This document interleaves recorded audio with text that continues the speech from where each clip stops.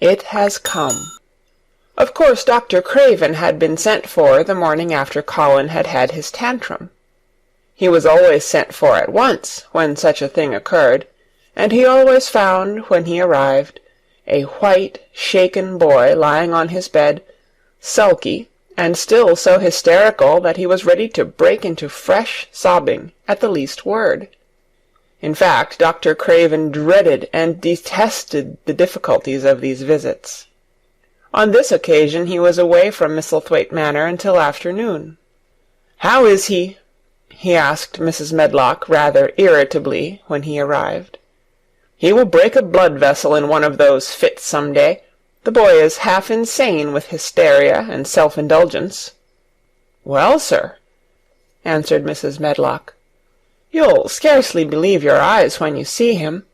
That plain, sour-faced child, that's almost as bad as himself, has just bewitched him. How she's done it, there's no telling. The Lord knows she's nothing to look at, and you scarcely ever hear her speak. But she did what none of us dare do. She just flew at him like a little cat last night, and stamped her feet, and ordered him to stop screaming. And somehow she startled him so that he actually did stop. And this afternoon, well, just come up and see, sir. It's past crediting." The scene which Dr. Craven beheld when he entered his patient's room was indeed rather astonishing to him. As Mrs. Medlock opened the door, he heard laughing and chattering. Colin was on his sofa in his dressing-gown, and he was sitting up quite straight, looking at a picture in one of the garden books, and talking to the plain child, who at that moment could scarcely be called plain at all, because her face was so glowing with enjoyment. "Those long spires of blue ones. We'll have a lot of those," Colin was announcing. "They're called delphiniums." "Dickon says they're larkspurs made big and grand," cried Mistress Mary. "There are clumps there already." Then they saw Dr. Craven, and stopped. Mary became quite still, and Colin looked fretful. "I am sorry to hear you were ill last night, my boy," Dr. Craven said a trifle nervously. He was rather a nervous man.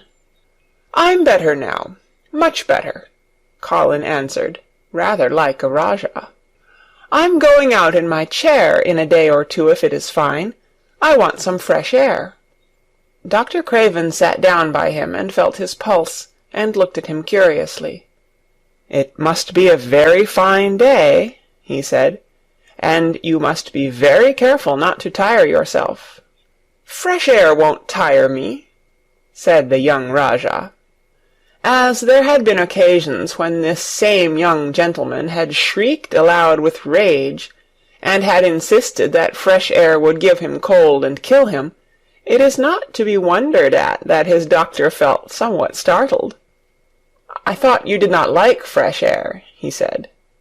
"I don't when I am by myself," replied the Rajah, "but my cousin is going out with me." "And the nurse, of course," suggested Dr. Craven. "No, I will not have the nurse," so magnificently that Mary could not help remembering how the young native prince had looked, with his diamonds and rubies and pearls stuck all over him, and the great rubies on the small dark hand he had waved to command his servants to approach with salams and receive his orders. "My cousin knows how to take care of me. I am always better when she is with me. She made me better last night. A very strong boy, I know, will push my carriage." Dr. Craven felt rather alarmed. If this tiresome, hysterical boy should chance to get well, he himself would lose all chance of inheriting Misselthwaite. But he was not an unscrupulous man, though he was a weak one, and he did not intend to let him run into actual danger. "He must be a strong boy and a steady boy," he said, "and I must know something about him. Who is he? What is his name?" "It's Dickon." Mary spoke up suddenly. She felt somehow that everybody who knew the moor must know Dickon. And she was right, too. She saw that in a moment Dr. Craven's serious face relaxed into a relieved smile. "Oh, Dickon," he said. "If it is Dickon, you will be safe enough. He's as strong as a moor pony, is Dickon." "And he's trusty," said Mary. "He's the trustiest lad i' Yorkshire." She had been talking Yorkshire to Colin, and she forgot herself. "Did Dickon teach you that?" asked Dr. Craven, laughing outright. "I'm learning it as if it was French," said Mary, rather coldly. "It's like a native dialect in India. Very clever people try to learn them. I like it, and so does Colin." "Well, well," he said. "If it amuses you, perhaps it won't do you any harm. Did you take your bromide last night, Colin?" "No," Colin answered. "I wouldn't take it at first, and after Mary made me quiet she talked me to sleep, in a low voice, about the spring creeping into a garden." "That sounds soothing," said Dr. Craven, more perplexed than ever, and glancing sideways at Mistress Mary sitting on her stool and looking down silently at the carpet. "You are evidently better, but you must remember—" "I don't want to remember," interrupted the Rajah, appearing again. "When I lie by myself and remember, I begin to have pains everywhere, and I think of things that make me begin to scream because I hate them so. If there was a doctor anywhere who could make you forget you were ill instead of remembering it, I would have him brought here." And he waved a thin hand, which ought really to have been covered with royal signet rings made of rubies. "It is because my cousin makes me forget that she makes me better." Dr. Craven had never made such a short stay after a tantrum. Usually he was obliged to remain a very long time and do a great many things. This afternoon he did not give any medicine or leave any new orders, and he was spared any disagreeable scenes. When he went downstairs he looked very thoughtful, and when he talked to Mrs. Medlock in the library she felt that he was a much puzzled man. "Well, sir," she ventured, "could you have believed it?" "It is certainly a new state of affairs," said the doctor, "and there's no denying it is better than the old one." "I believe Susan Sowerby's right, I do that," said Mrs. Medlock. "I stopped in her cottage on my way to Thwaite yesterday and had a bit of a talk with her, and she says to me, 'Well, Sarah Ann, she mayn't be a good child, and she mayn't be a pretty one, but she's a child, and children needs children. We went to school together, Susan Sowerby and me.' She's the best sick nurse I know," said Dr. Craven. "When I find her in a cottage, I know the chances are that I shall save my patient." Mrs. Medlock smiled. She was fond of Susan Sowerby. "She's got away with her, has Susan," she went on quite volubly. "I've been thinking all morning of one thing she said yesterday. She says, 'Once when I was giving the children a bit of a preach after they'd been fightin', I says to 'em all, "When I was at school my geography told as the world was shaped like an orange, and I found out before I was 10 that the whole orange doesn't belong to nobody. No one owns more than his bit of a quarter, and there's times it seems like there's not enow quarters to go round. But don't you, none of you, think as you own the whole orange, or you'll find out you're mistaken, and you won't find it out without hard knocks. What children learns from children,' she says, "is that there's no sense in grabbing at the whole orange, peel and all. If you do, you'll likely not get even the pips, and them's too bitter to eat." "She's a shrewd woman," said Dr. Craven, putting on his coat. "Well, she's got a way of saying things," ended Mrs. Medlock, much pleased. "Sometimes I've said to her, 'Susan, if you was a different woman and didn't talk such broad Yorkshire, I've seen the times when I should have said you was clever.'" That night Colin slept without once awakening, and when he opened his eyes in the morning he lay still and smiled without knowing it, smiled because he felt so curiously comfortable. It was actually nice to be awake, and he turned over and stretched his limbs luxuriously. He felt as if tight strings which had held him had loosened themselves and let him go. He did not know that Dr. Craven would have said that his nerves had relaxed and rested themselves. Instead of lying and staring at the wall and wishing he had not awakened, his mind was full of the plans he and Mary had made yesterday, of pictures of the garden, and of Dickon and his wild creatures. It was so nice to have things to think about. And he had not been awake more than 10 minutes when he heard feet running along the corridor, and Mary was at the door. The next minute she was in the room, and had run across to his bed, bringing with her a waft of fresh air full of the scent of the morning. "You've been out! You've been out! There's that nice smell of leaves!" he cried. She had been running, and her hair was loose and blown, and she was bright with the air and pink-cheeked, though he could not see it. "It's so beautiful," she said, a little breathless with her speed. "You never saw anything so beautiful. It has come. I thought it had come that other morning, but it was only coming. It is here now. It has come, the spring. Dickon says so." "Has it?" cried Colin, and though he really knew nothing about it, he felt his heart beat. He actually sat up in bed. "Open the window," he added, laughing half with joyful excitement and half at his own fancy.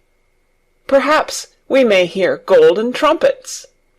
And though he laughed, Mary was at the window in a moment, and in a moment more it was opened wide, and freshness and softness and scents and birds' songs were pouring through.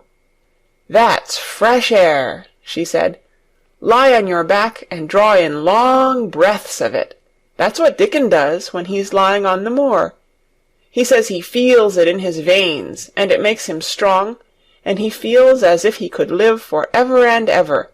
Breathe it and breathe it." She was only repeating what Dickon had told her, but she caught Colin's fancy. "For ever and ever! Does it make him feel like that?"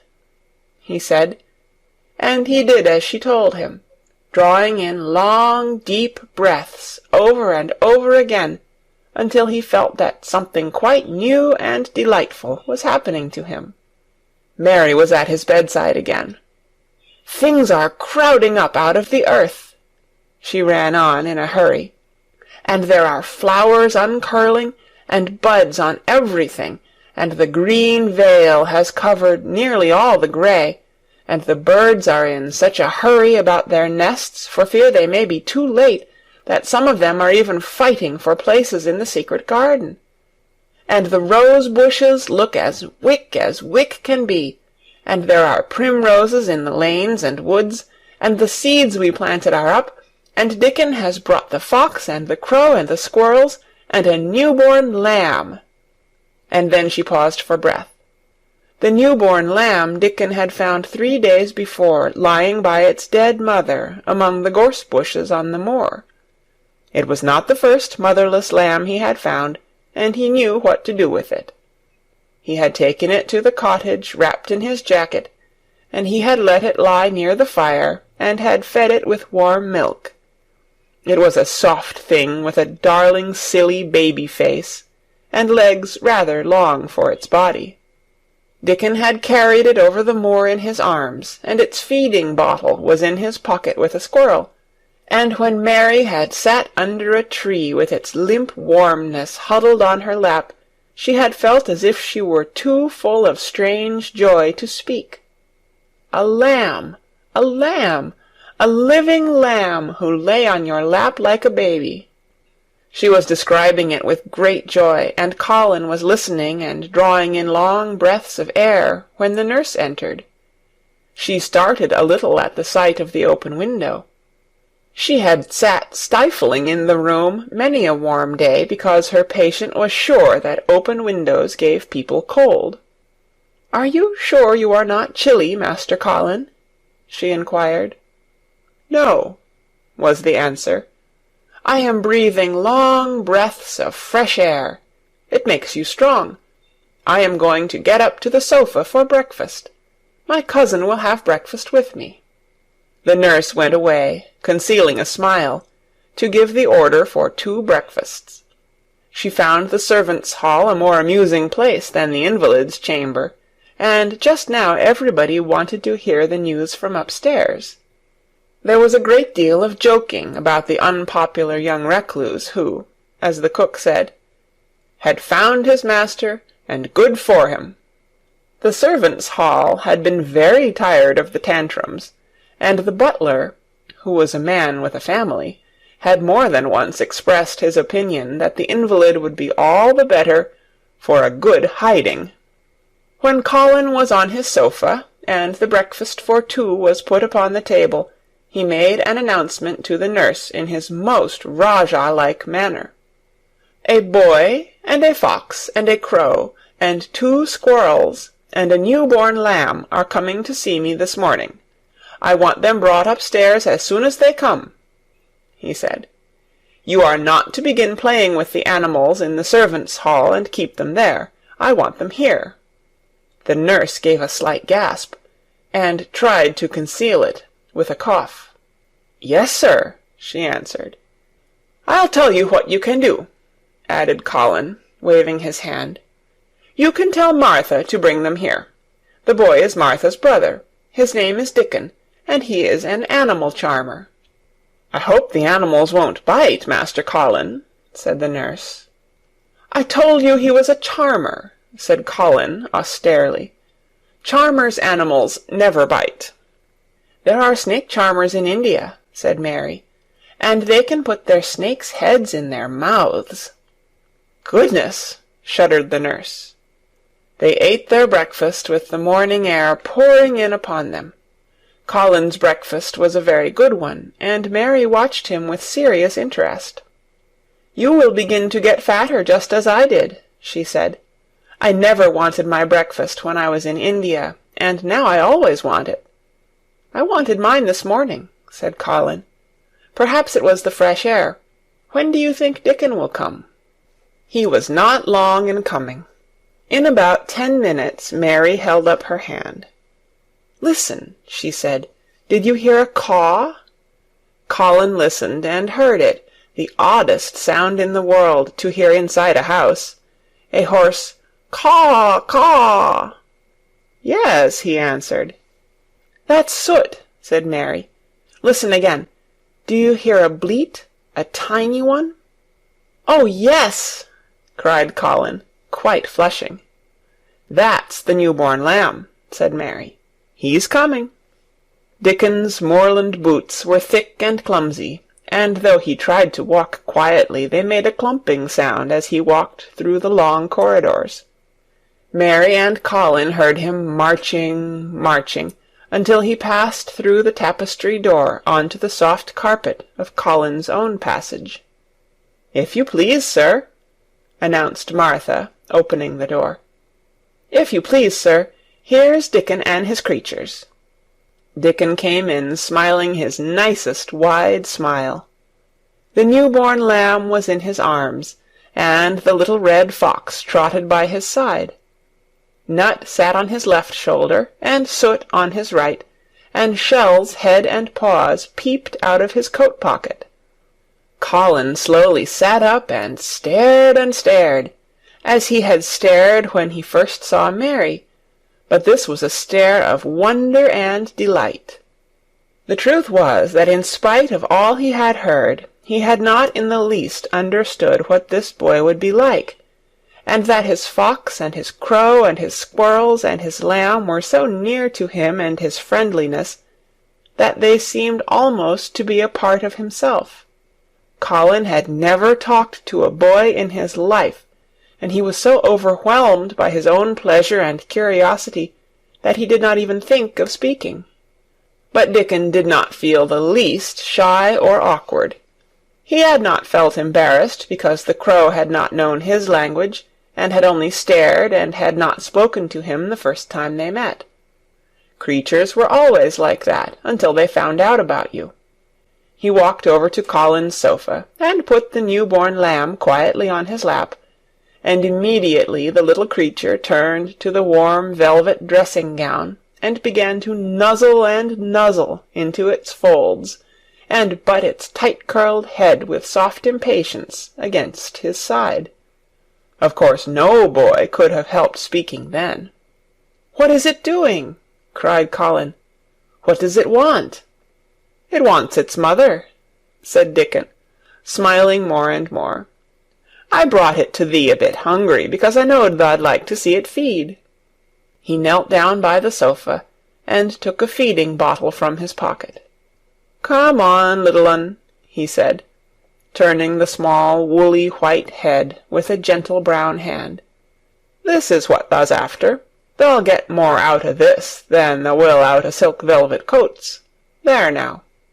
And he pushed the rubber tip of the bottle into the nuzzling mouth, and the lamb began to suck it with ravenous ecstasy. After that there was no wondering what to say. By the time the lamb fell asleep, questions poured forth, and Dickon answered them all. He told them how he had found the lamb just as the sun was rising 3 mornings ago. He had been standing on the moor listening to a skylark, and watching him swing higher and higher into the sky until he was only a speck in the heights of blue. I'd almost lost him but for his song, and I was wondering how a chap could hear it when it seemed as if he'd get out of the world in a minute. And just then I heard something else far off among the gorse bushes. It was a weak bleatin', and I knowed it was the new lamb as was hungry, and I knowed it wouldn't be hungry if it hadn't lost its mother somehow. So I set off searchin'. I did have a look for it. I went in and out among the gorse bushes, and round, and I always seemed to take the wrong turnin'. But at last I seed a bit o' white by a rock on top o' the moor, and I climbed up, and found the little un half dead wi' cold and clemmin'. While he talked, Soot flew solemnly in and out of the open window, and cawed remarks about the scenery, while Nut and Shell made excursions into the big trees outside, and ran up and down trunks and explored branches. Captain curled up near Dickon, who sat on the hearth-rug from preference. They looked at the pictures in the gardening books, and Dickon knew all the flowers by their country names, and knew exactly which ones were already growing in the secret garden. "I couldna say that there name," he said, pointing to one under which was written Aquilegia. "But us calls that a columbine, and that there one it's a snapdragon, and they both grow wild in hedges, but these is garden ones, and they are bigger and grander. There's some big clumps o' columbine in the garden. They'll look like a bed o' blue and white butterflies flutterin' when they're out." "I'm going to see them," cried Colin. "I am going to see them." "Aye, that thou mun," said Mary, quite seriously. "And thou munnot lose no time about it." Thank you for watching this video. Please like, share and subscribe to the channel to see the latest videos. Thank you.